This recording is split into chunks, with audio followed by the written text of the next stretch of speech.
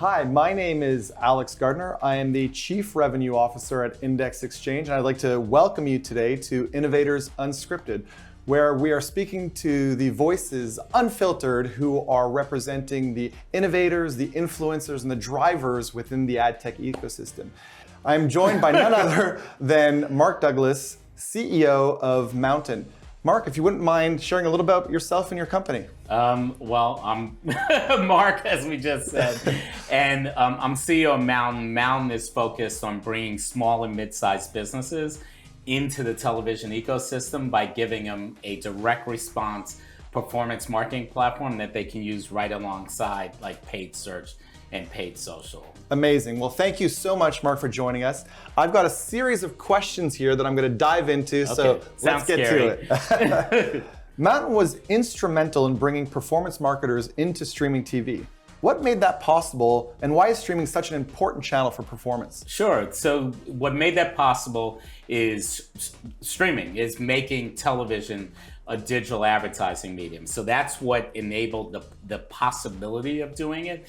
And then what MNTN added is we added precision targeting, attribution to measure it, precision delivery of the ad to the right consumer. And that's so important because these are not big brands. These are mid-sized brands, emerging brands, and they may be trying to find 1,000 new customers as opposed to someone like T-Mobile, where like virtually everyone in America could be a customer. That's right. It's got to be super precise, and that's what we've enabled in our platform. Yeah, that precision is so critical in performance, and you guys have done it so well.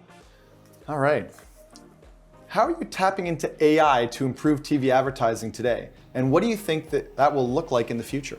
Yeah, so AI is really important. The first thing is finding that consumer. In comparison to like essentially, you have a brand where they're trying to find the next 1,000 customers or 5,000 customers where you really have to pinpoint it. We can use AI in order to use generative AI in order to really understand who their consumer is, and then we use machine learning models to then find that among every household in America.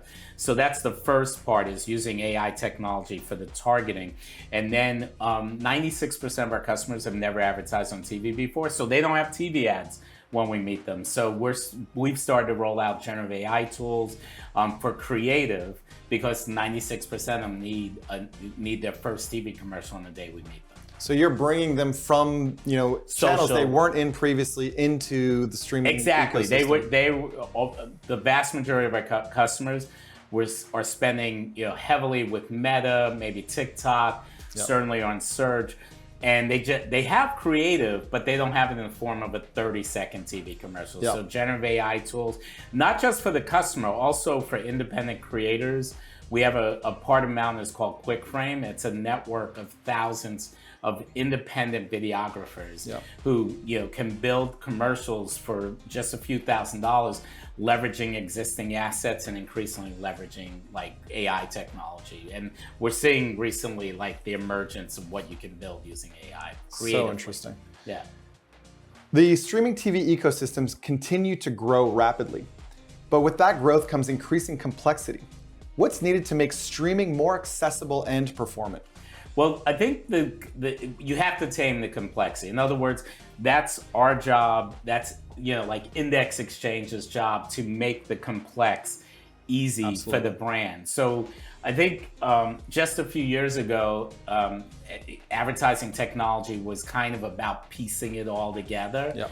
And increasingly, that's just not going to scale. It's about having big platforms, a platform like yours, MNTN, and others that kind of bring it all together and present it to the marketer and that media buyer in a way that's very simple and elegant, and most importantly, very performant. Yes. Like where you can really measure the impact of that spend. Ease, simplicity, accessible. Yeah. And you're not going to get the performance without a lot of technology. And right now, 1/3 of the headcount at MNTN is engineering, and we're going to end the year one out of every 2 people at work at MNTN is on our engineering team. Easy can be incredibly complex. Exactly. And that's why we have all those engineers working on it. Why is improving transparency critical for the future scaling of streaming TV? Well, I think, there's an interesting aspect to that question, which is you said transparency, and the industry has been moving so heavily into like audience-based, it's like all audience-based for television. Super important, because ultimately what matters is that you're delivering that ad, that brand experience, so to say, to the right consumer. But the content that on television, it's usually, it often costs like $1 million or more an episode to create. So we think bringing content back into it is a really important element that the industry, it's going to be a little bit back to the future. Yep. I don't think we're going to fully go all audience. I think the networks are going to realize the value of this content is huge, and we need to keep that as part of the media buying. So I think there's some interesting things coming in that area. I love that. Yeah. And keep going here from our trusty pile. Sure. Collaboration is crucial to driving innovation in this industry. Yeah. How does our partnership help you deliver stronger performance for your marketers? Well, I think the collaboration is really important because, again, the companies most focused on engineering and really providing the most precise kind of ability to target, deliver, timely, full QPS, meaning that every impression available is available to bid on, is really important. I think Index Exchange excels at that. And that's been one of the reasons we see the partnership as so important. So many partnerships in this industry are kind of business to business. Yeah. But I think with you guys, it's like engineering to engineering, Agreed. and that's where we like to see it. Yeah, no, I love that. If we were sitting down again 1 year from now, what's the one thing you hoped the industry's achieved? That's an interesting question. I'll kind of take it that like I said, I think the pendulum tends to swing very far. So it feels like 2 years ago, even 2 years ago, programmatic was kind of like a big, obviously a big, huge part of streaming, but it's moved so far to like, you can buy streaming media and you couldn't really tell, was that a mobile ad or a TV ad? Right. And I think that it's going to be like, let's bring the TV back into TV advertising programmatically. Yes. And what that means, I have some ideas on, but I think we're going to be talking about like the resurgence of TV in TV advertising. And I don't mean linear, I mean in streaming, in programmatic, and kind of bringing a bit more content back into the mix. What's one trend or buzzword you're actually excited about and one you're a little skeptical of?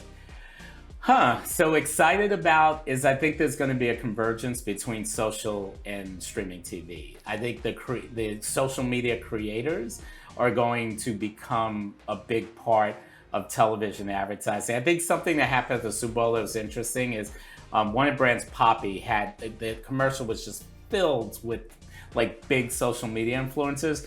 And I say that's the ad that not just sold the product, it sold the company. I think they got bought 2 months later by Pepsi. So I think this convergence of like kind of influencers and social media creators and TV is like happening beneath us like right now. Yes. Like it's underway. And I think by next year, I wouldn't be surprised if that was another big conversation happening here at Cannes. Thank you, Mark. Sure. That was amazing. Thanks, man. Thank you.